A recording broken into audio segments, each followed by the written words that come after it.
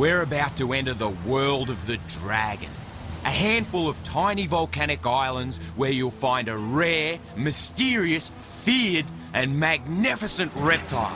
The largest and certainly the most dangerous lizard on Earth, the legendary Komodo dragon.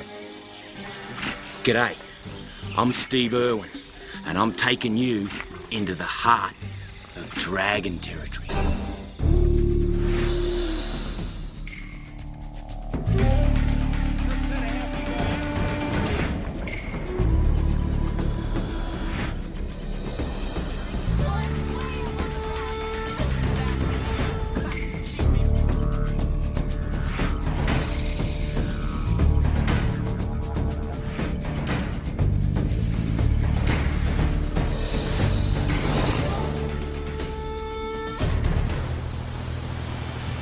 We're traveling on an island trading boat through a remote part of the Indonesian archipelago to the last surviving stronghold of the world's biggest lizard. Check this place out, unbelievable! This is the home of the dragon. We're north of Australia and west of Papua New Guinea, traveling around a few tiny scraps of land that make up Komodo National Park. Only one of these islands is big enough to appear on a map of the world.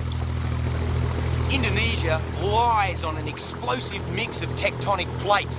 We're surrounded by volcanoes, more than any other country in the world. And this is one of the most active regions in all of Indonesia. There's no foreseeable threat of an eruption, but behind the breathtaking beauty is the constant eerie threat. Komodos are only found on a handful of islands. This is remote, it's really remote, hence the wild boat trip. There's nothing like a slow boat to Komodo for enjoying the view. But being practical, there's no other way to move from island to island. As we approach the shore, we wonder how long it will be before we catch our first sight of these legendary animals. And right from the start, they don't disappoint us.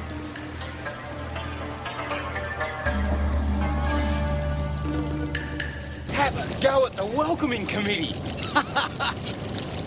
Check this out. Woo. Welcome to the islands. When you visit the dragons, known locally as auras, you'll always be under the watchful eyes of wildlife rangers. Steve is very experienced with crocodiles, snakes, lizards, all reptiles, so he's allowed some freedom. Woo!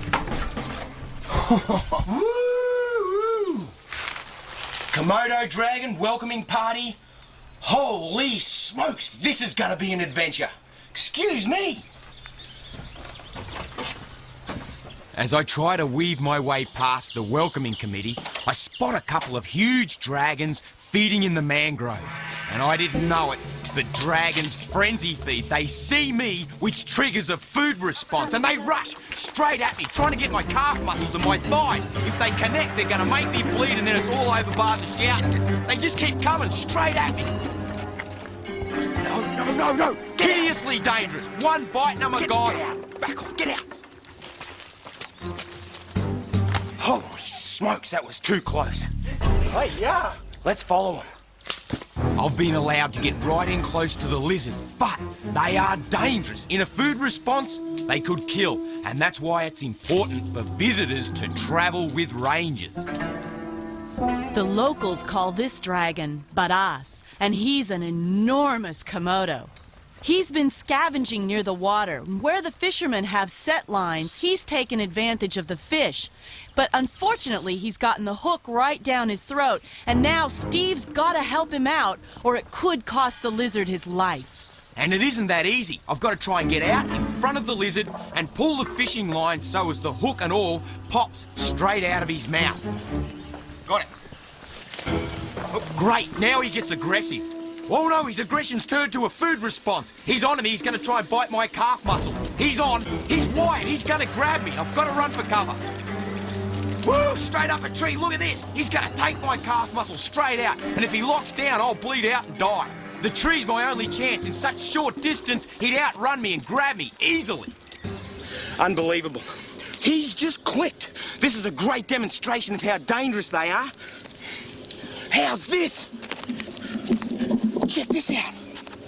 Look at that. That's one tooth. One tooth straight through my leather boots, straight through the Gore-Tex, into the sock. Look at that. He's sitting there, eh? He's like in sensory overload. Holy smokes. Whoo! Danger, danger, danger. Unbelievable. I'm just gonna ease myself out of this tree.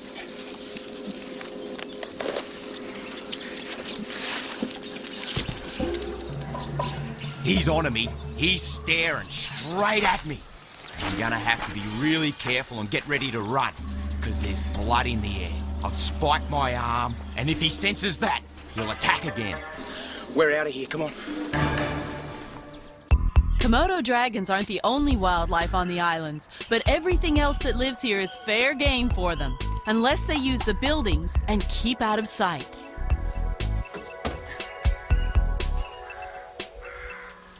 Look at this. Little tokay gecko. Look at the colours. They're nocturnal, and they live in and around these old buildings. They love them. They got extreme jaw pressure, love grasshoppers and insects, beautiful colours, and watch the way he climbs. They're slippery little devils, but he doesn't seem to mind Steve. A quick shelter under the collar. Oh, tried to bite me. And he's off again. Wouldn't it be great to have suction caps on your toes?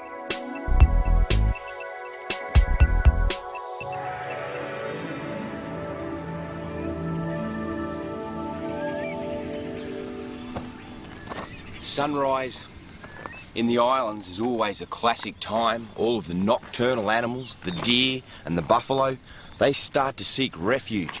They don't want to be out and about and in an area where they could get ambushed by a Komodo. But the Komodos, a bit like me, still a bit sleepy, they're waking up, they'll be just starting to emerge from their holes.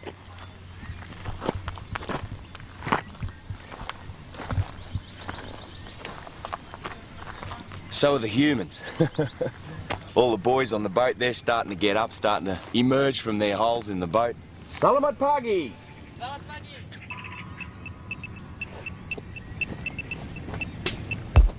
Here we go.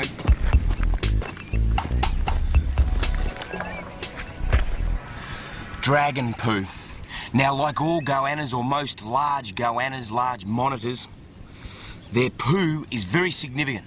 Not only is it significant to me, the researcher, but it's also significant to other dragons. This poo will tell another dragon exactly what's going on. Perfect. Absolutely perfect. That's another dragon's claw, and I can tell by this, well, the dragon that this big one ate was probably around about 4 feet, 3.5 to 4 feet, and I can tell that by the size of this claw. And this is a front claw, so he would have grabbed, lacerated, killed the little dragon, swallowed it down whole. But even more interesting is this skin. Have a look at this. This is a piece of Komodo skin. Right, so there's the outside, and here's the inside. See that? That's bone underneath the scales. Look at that. So when they bite each other, they do a little bit of damage. I haven't got this kind of armour plating. I'd hate to have a bite. Ooh. Great stuff. The droppings tell us this is a big dragon's home range. They mark their territory, and the sunny side of the slope is where we'll find it, getting the body temperature up for the day's hunting. Gosh, she's cute. Now, she's come up out of her night quarters right into the sun, and you can see how she's facing right into it. So she's thermoregulating, she's heating up, she's got her legs splayed in a very relaxed position, and she's cute. You're all right, sweetheart? She's puffing her throat out a little bit. No, you're all right. It's okay. It's okay. She's a little intimidated by me, and that's just fine. I'm quite large, and she has to stay on her toes. She's got a fair amount of scar tissue. I wouldn't mind betting that this girl is full grown. This is as big as she's gonna get. And she's got some big heavy hits. This scarring is from battles that she's had over territory, over nesting. Big one on her tail, big V cut right in. They get really rigorous with their aggression.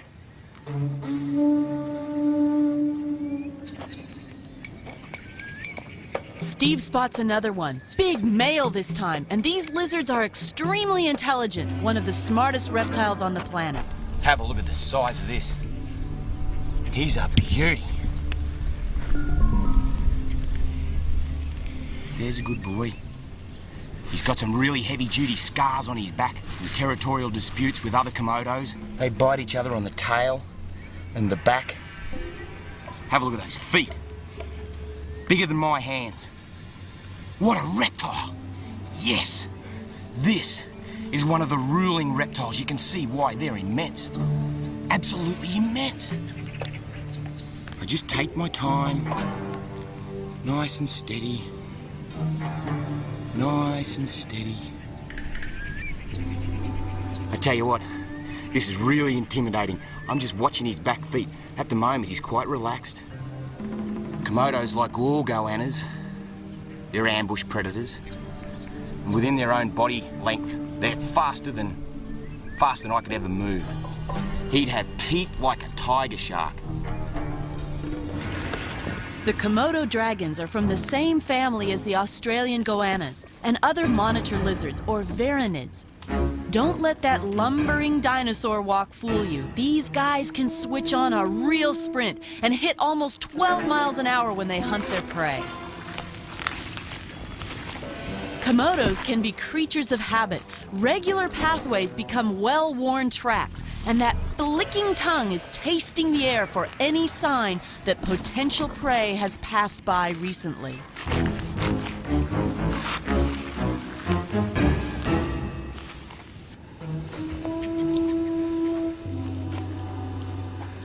He's located something in this grass.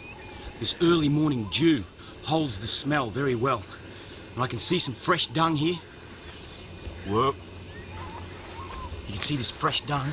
Whoa, danger. His tail's curled. He's ready to whip me. Hey, mate. Got the look. This is a body posture, which means back off, or I'll belt you with this tail. Right, so a brief pause in the shade. Keep his body temperature regulated. And away he goes again. He's on the hunt. He's moving his head side to side, tasting the air to locate the direction of any food, and he's keeping a very careful eye on Steve. Dealing with these big lizards is something I've wanted to do all my life, and here I am, right amongst them. But I'm being very careful. No mistakes.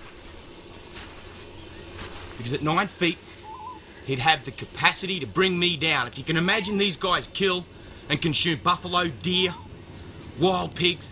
But luckily, we're not on the food list. We're not on the menu. Ooh, he just hissed at me.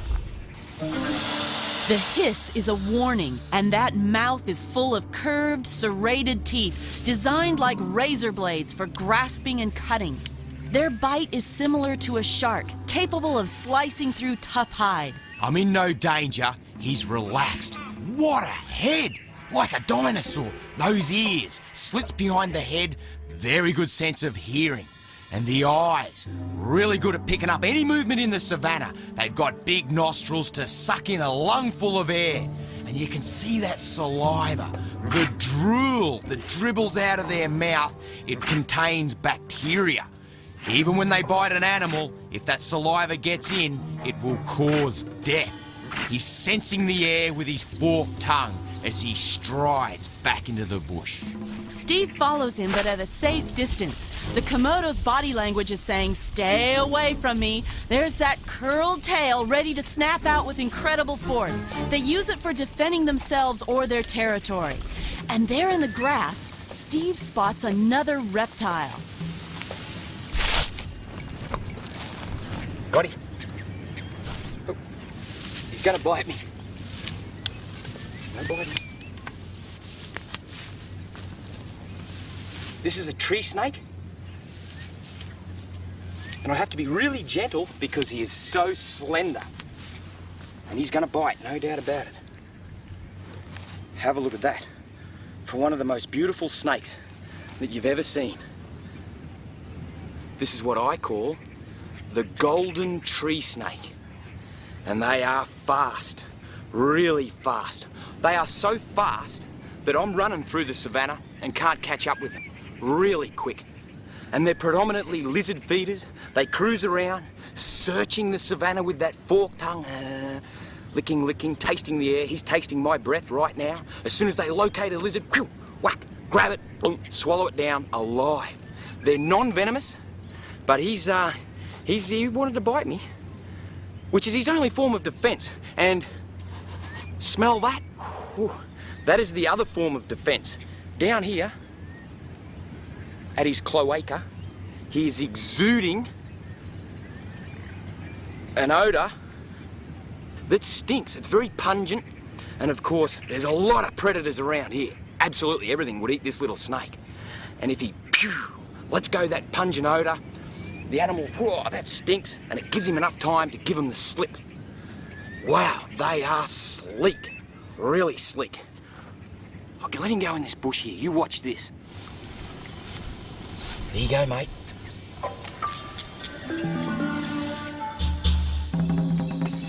These creek beds provide an excellent shelter, nice cool retreat for the dragons and of course all species. And this is a wild place, really wild. Komodos are ambush predators if they were up against these rocks, tucked in there in ambush mode, you'd never know it.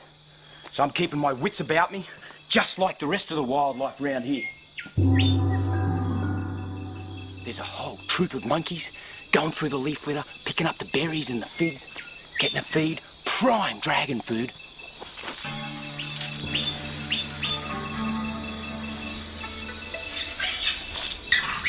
Komodos could hear that, the dragons, they'd zoom straight in. And while they're having a bit of play, a bit of fight, wait for their moment. Hit.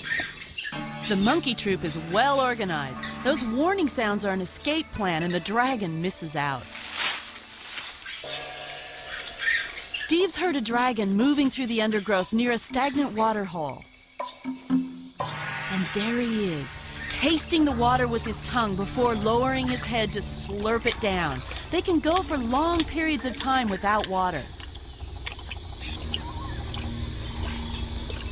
But when water's available, they'll drink long and often, especially after dinner. He fills his mouth and slurps it down.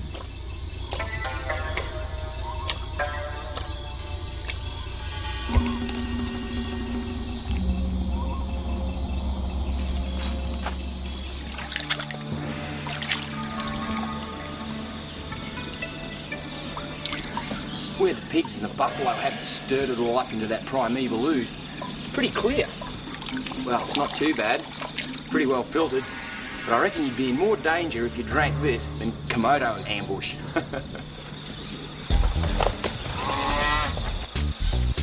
They're a big animal, aren't they? The Komodo dragons will sit in the water, wait for a buffalo, then strike! Hit it in the legs. They won't kill it outright, but the buffalo will slowly die from bacteria. And then they'll carcass feed. Up to 35 on one carcass. Oh, freeze. Have a look at this. This is a Russell's viper. Listen to him, he's a little bit grumpy. Oh, he's grumpy too, he's really grumpy.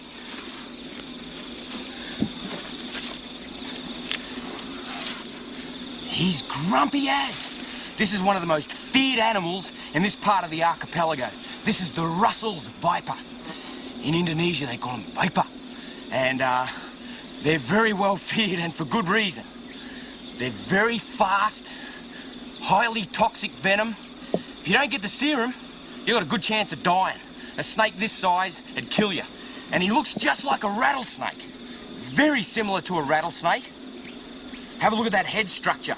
Wild, arrow-looking head. The thing that is different, is that he hasn't got the pits at the front of his head like the rattlesnake that can detect heat. Their coloration is just like the leaf litter. They're basically nocturnal, but a bit cooler this morning. I gotta get him off the track. These animals have killed more people in Indonesia than any other species. And they're aggressive. Once I get him off the track, he strikes. Naughty little snake. It's good to get him off the track because they got a bad habit of getting squashed by big mammals like the buffalo and the deer. The Komodo, of course, they'd eat him down real quick. Here's a little guy who spends a lot of time avoiding dragons. Megapode bird. They build those magic nests. They're a pretty clever little bird.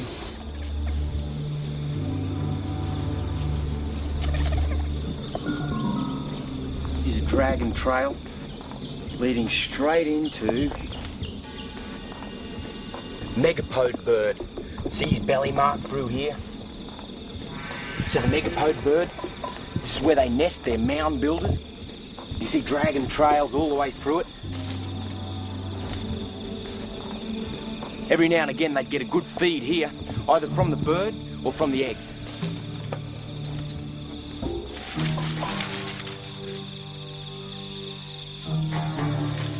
Have a look at the size of this monster. He's on a megapode bird nest, which means he's in feed mode. Let's just sneak up a bit.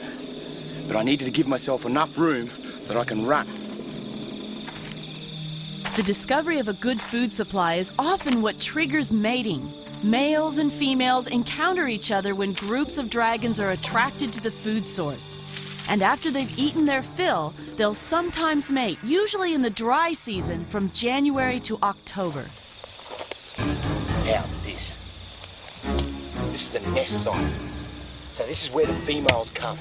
After they've been mated with, eggs develop in their belly, they start to get distended, and then they come up here.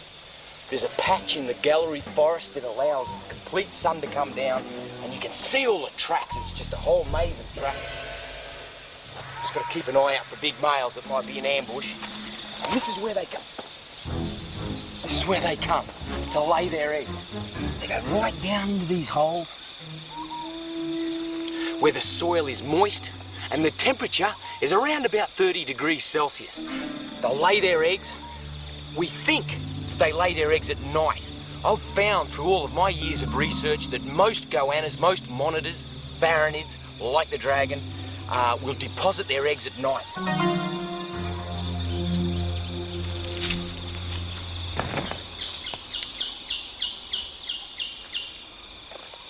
Oh, look at this. Check this out. Yep, unreal. Here's a girl scratching out a nest. She's got a belly full. She's going to lay.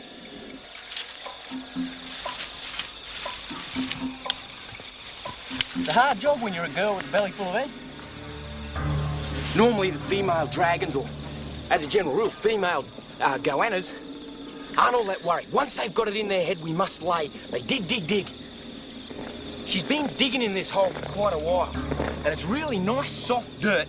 And when a female's going to lay her eggs, they get quite intent on what they're doing. She'll deposit her eggs at the end of her nest chamber, then pack dirt back over them. Her maternal instincts are strong. She's proud to be a mom. Dig, dig. Hey, kitty. I'm laying some eggs.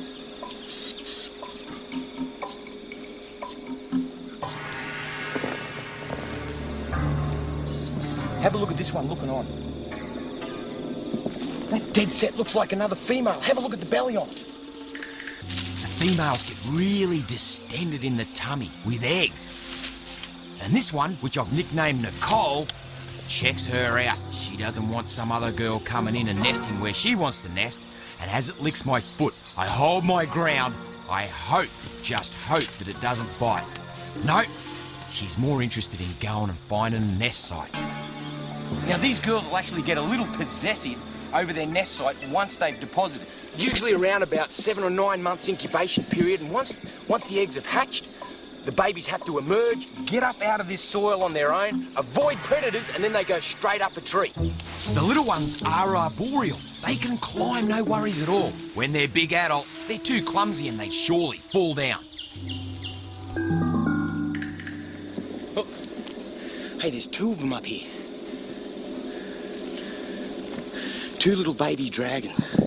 The funny thing with the dragon is, as soon as they hatch out of the egg, they head for the nearest big tree, whew, straight up it. These ones are yearlings, they're about a year old. And they're up here, getting a little bit of sun, the afternoon sunlight.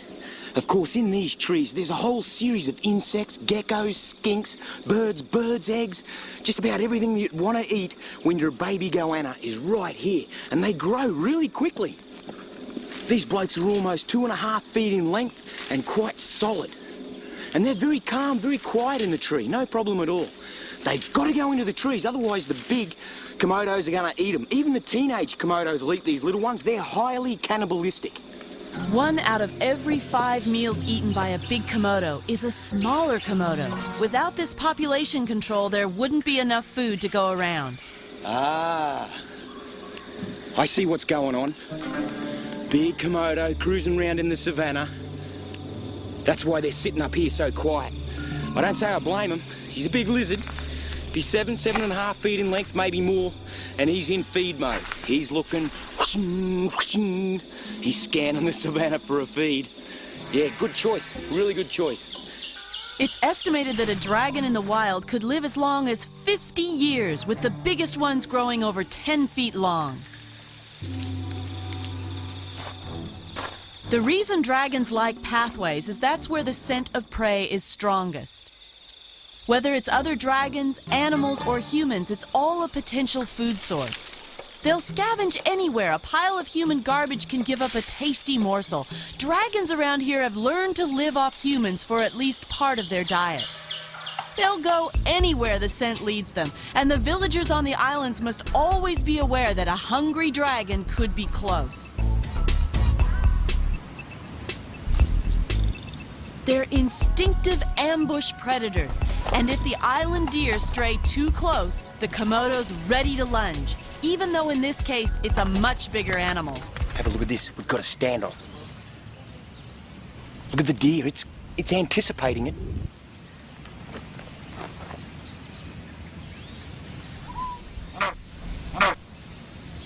The Komodo's turning away.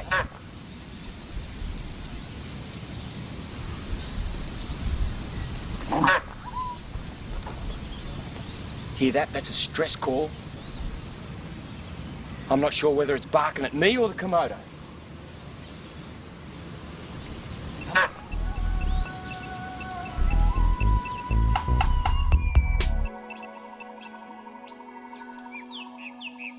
Sun's starting to go down. This is the perfect time of the day to see wildlife. It's starting to cool off. Now that the sun's down, let's see what the Komodos are up to after dark. Those nice rocky outcrops. There's geckos and skinks running around everywhere. Holy smokes! Have a look at this. You're a big girl by the look of it. Sitting up there, nice and high up here, having a sleep. It's a really warm night. There's no need for her to go into a burrow. She's just going to sit out on top of this ledge.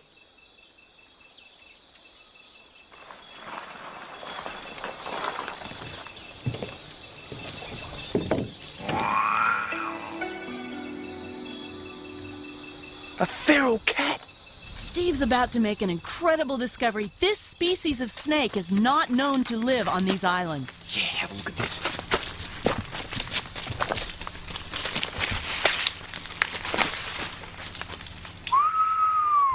It's a Timor python. It is too. Wow. Check this out.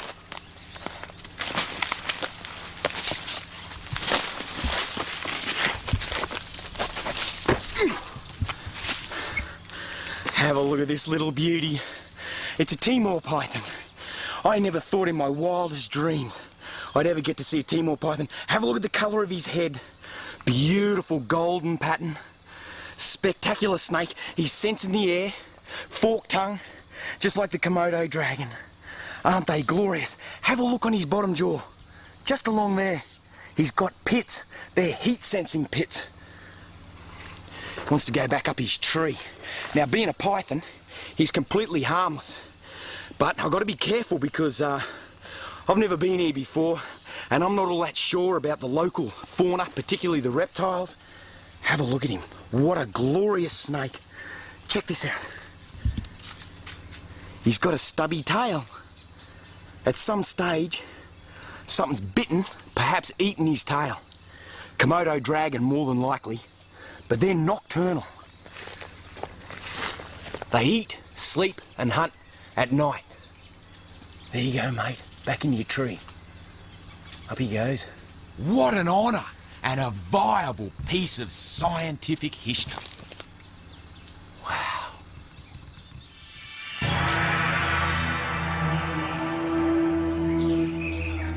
Daylight, and the locals have tipped us off about a big dragon that's taken to the water, probably swimming to a nearby island where there's good hunting. Got a couple of leaks, but as long as I work a bit quicker than they do, I should stay afloat. Steve's keeping a close watch for wildlife, especially dragons, who can be powerful swimmers. There'll be the usual marine predators here like sharks, but these days only one big reptile. They used to have crocodiles here, but they've since become extinct, so it looks like the dragon has taken up the niche as the #1 scavenger, predator, hard-hitting reptile. I hope I spot the dragon soon. This isn't exactly the most seaworthy outrigger that I've ever been in. I just got to keep bailing. And there he is. It's a big bloke, and he's steaming across the water. It's unlikely that he's hunting. The dragon is a terrestrial animal, and the only time he'd slip into the sea would be to escape a predator or get somewhere else. Look at him power through the water like a crocodile. How's the strength? He's steaming across the channel. Strong, the power. Just like a crocodile. Got his legs tucked in. He's steaming through the water. I'm flat out keeping up, and he's too big to be worried by predators, so the reason he's in the water is to go from one island to another. He's probably sniffed out some food. They're known to swim more than half a mile through strong currents to reach a herd of goats grazing on a nearby island. They'll stay until they've eaten the goats, however long it takes, and then swim back again. They'll only make a swim like this if the food supply's short on their own island, and if the wind's blowing in the right direction to bring the scent across. And this is a huge dragon, probably the biggest one we've seen. So close to 10 foot it's not funny, almost as big as they get.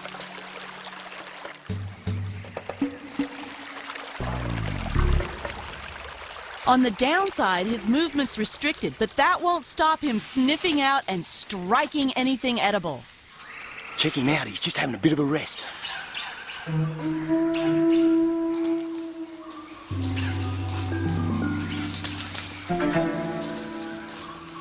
Here he goes.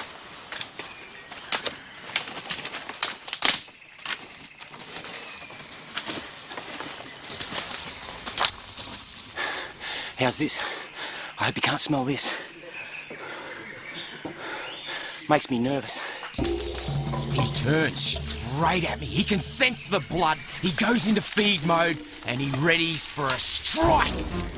Straight at me. Woo! When this guy is on, they're right on. I guess you got to look at me. Thought, yeah, this must be edible. Luckily enough, I'm able to go through the spider mangroves, those aerial roots, and stay out of his way. He's in hunt mode. Look at that forked tongue going. Talk about location, they can locate anything. And once they go into this mode, anything moves, bang, it's sensory overload. They hit it.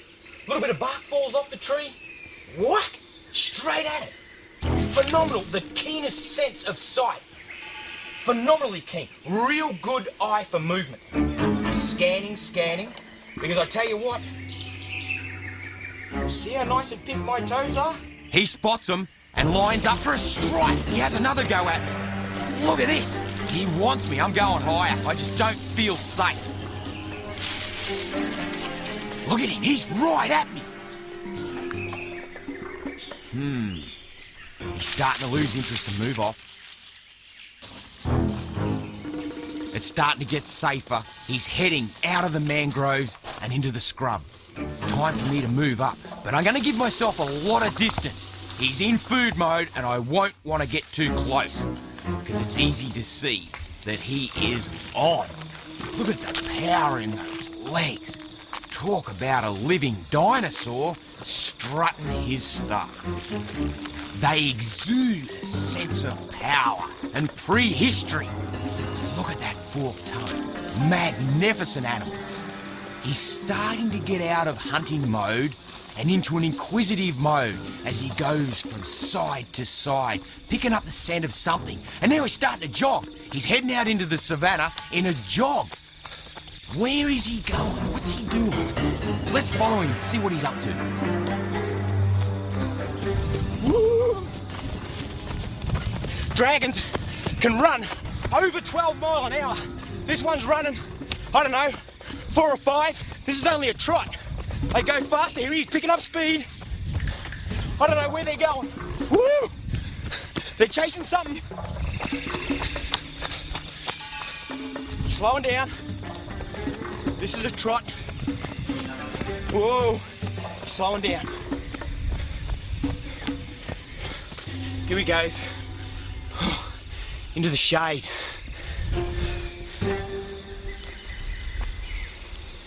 Notice the way, as he struts, his head goes side to side and his forked tongue goes out. It's like my ears.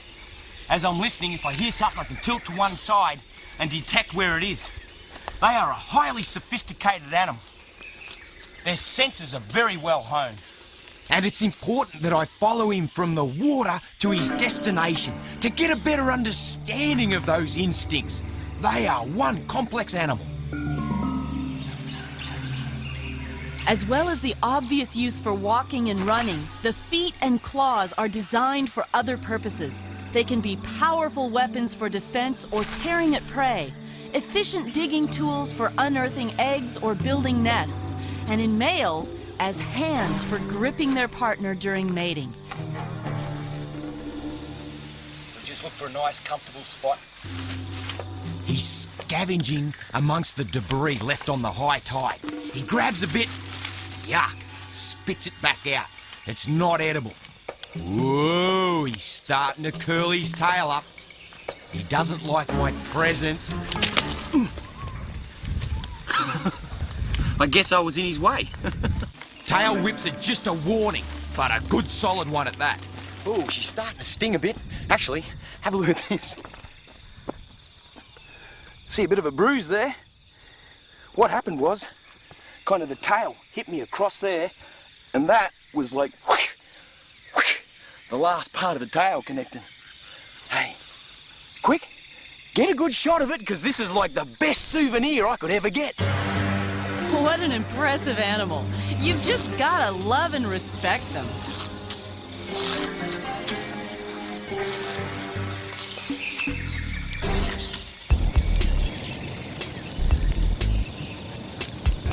Selamat tinggal! Terima kasih banyak!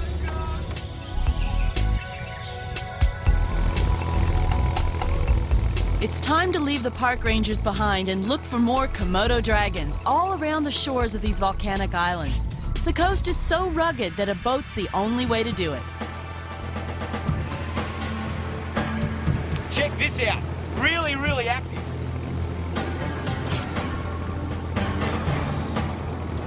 Commotion in the ocean. The continuous seismic activity of the Earth's crust in eastern Indonesia produces unexpected currents and disturbances in the ocean. And the volcanic origins of the islands has created a landscape of scenic grandeur and rare beauty. What a beautiful morning. We're in some pretty deep water, and I'm up here on deck with me mates. There's about 60 species of birds in the islands. This one's a heron hunting on the tidal flats. Even got an early morning fisherman.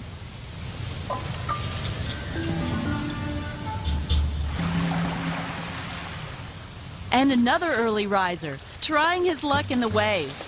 The movement of fish stimulates the dragon, but the best he could hope for is something to scavenge on the tide line.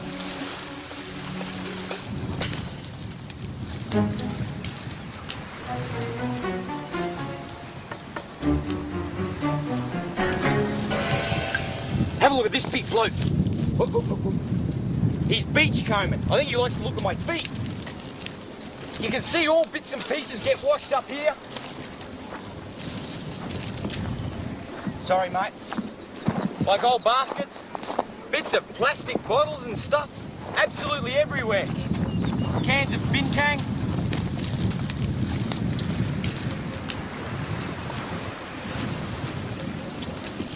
He's just forked tongue all through it. Woo-hoo! Scavenging along the beachfront is very common. Not only will they pick up any old carcasses and flotsam and jetsam, but they'll scan for any fresh signs of turtles, turtle eggs, any seabirds. Of course, birds always get washed up, and they're on the hunt, scavenging the whole time. Look at his forked tongue, working the ground.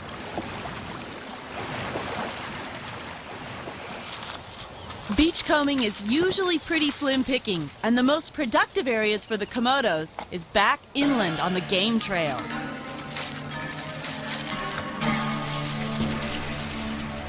Now here's something high on the list of preferred food: wild pig. But there are dangers for the reptiles too. Just about every big dragon carries the scars of past encounters with the sharp tusks of a wild boar. There's pigs all around us. They're very nervous, and the reason they're coming in here is for these. Tamarind. Here's one.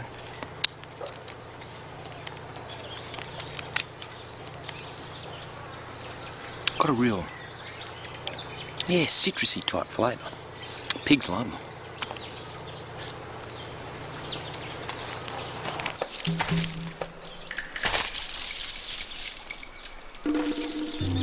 Even the biggest dragons are not invulnerable. Eventually, old age slows them down, and they often starve to death. This poor old lizard is really sick and really weak, barely able to move. He's like a living skeleton. This is nature's way. See you later, mate.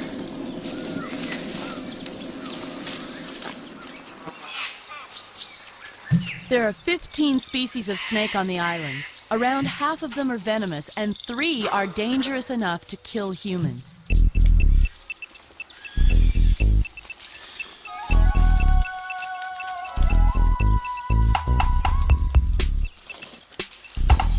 What a little cutie. This is the green viper.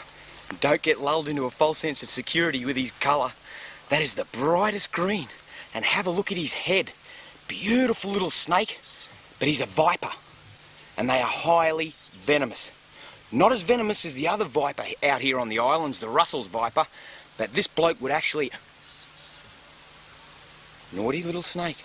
This bloke would actually contain enough venom to knock me over.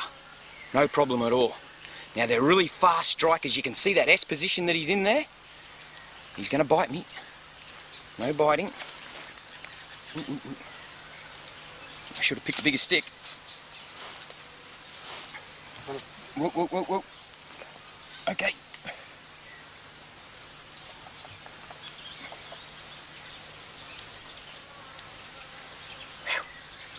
There we go.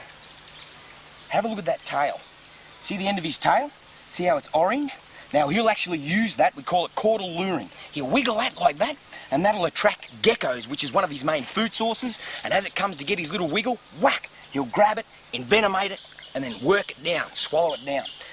Hey, what are you doing? Oh! You're a grumpy little snake.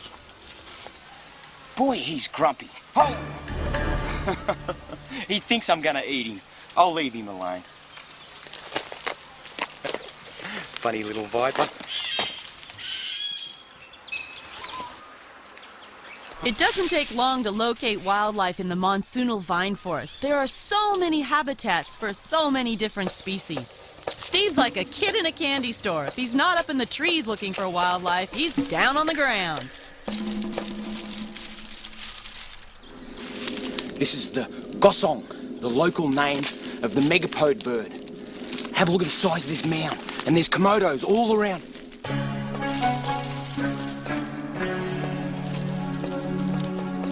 Now this is Steve's chance to interact with Komodos in a way he has done with so many other species of reptile.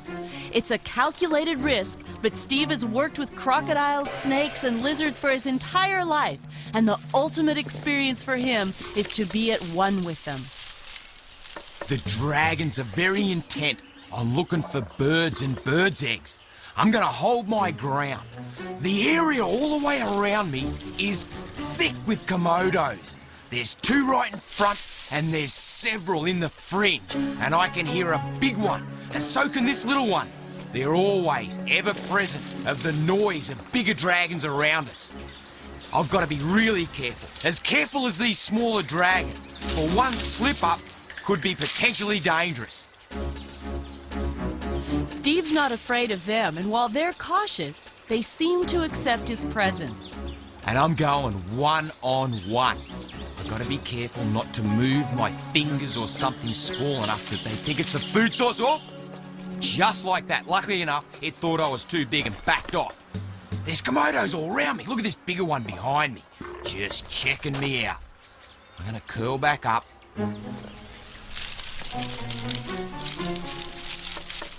Even though she's got a mouthful of egg, she still comes back out. I'm surrounded by Komodos. There's at least a dozen, and I keep throwing dirt and sticks, which plays on their movement receptors and gives them something else to think about rather than me. The smell of food is driving them a little crazy. Luckily enough, there's no big steamer lizards that would see me as a food source. But I'm gonna hold my ground. Ooh, here she comes. Oh, tongue flick right on the face. Luckily enough, it's more interested in going back into the eggs.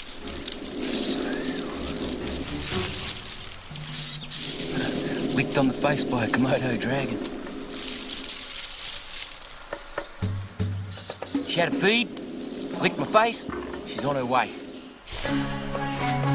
With the smell of food, they're becoming more and more inquisitive. It's important that I hold my ground and don't lose my concentration, because they are really inquisitive. Notice how it pulled away when I moved my foot towards it. There's Komodos everywhere. Ooh, this one's a little bigger. I'm starting to get a bit nervy. Nope, I'm not edible.